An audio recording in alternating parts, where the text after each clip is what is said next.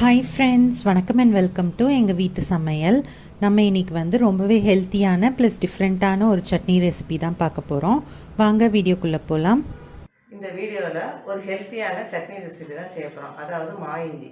இந்த மா இஞ்சி வந்து ஒரு இஞ்சி வகையை சேர்ந்தது.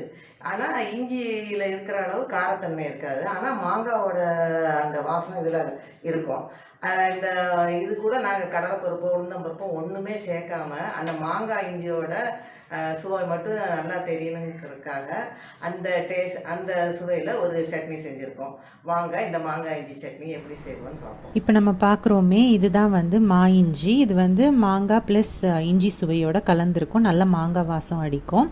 இதை வாங்கி நல்லா கழுவி தோலெல்லாம் நல்லா சீவிட்டு இதை வந்து நல்லா துருவி எடுத்து வச்சுக்கணும். துருவின மாங்காய் இஞ்சி ஒரு கப் எடுத்துக்கணும். அதுக்கப்புறம் துருவின தேங்காய் ஒரு 4 டேபிள் ஸ்பூனு, காஞ்ச மிளகாய் 6, காஷ்மீரி சில்லி ஒரு 4, கொஞ்சோண்டு புளி, கருவேப்பிலை இதெல்லாம் எடுத்து வச்சுக்கணும். ஃபஸ்ட்டு வந்து நம்ம மிக்சியில் இந்த காஞ்ச மிளகாய், புளி, உப்பு, கருவேப்பிலை இதை மட்டும் சேர்த்து நம்ம வந்து கொரப்பாக தண்ணி சேர்க்காமல் நம்ம வந்து அரைச்சி எடுத்து வச்சுக்கணும்.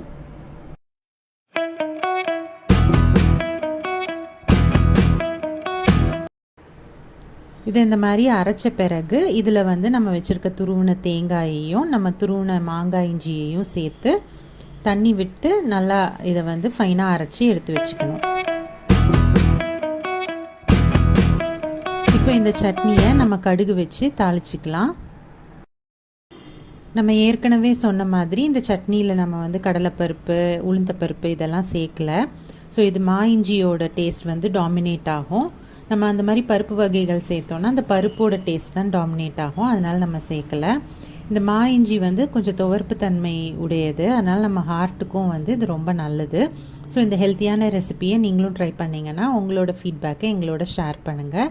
இந்த வீடியோ உங்களுக்கு பிடிச்சிருந்ததுன்னா லைக் பண்ணுங்கள், ஷேர் பண்ணுங்கள், சப்ஸ்கிரைப் பண்ணுங்கள். மறக்காமல் பெல் பட்டனையும் டேப் பண்ணுங்கள். அப்போ தான் எங்களோட ரெகுலர் அப்டேட்ஸ் உங்களுக்கு வந்து சேரும். தேங்க்யூ.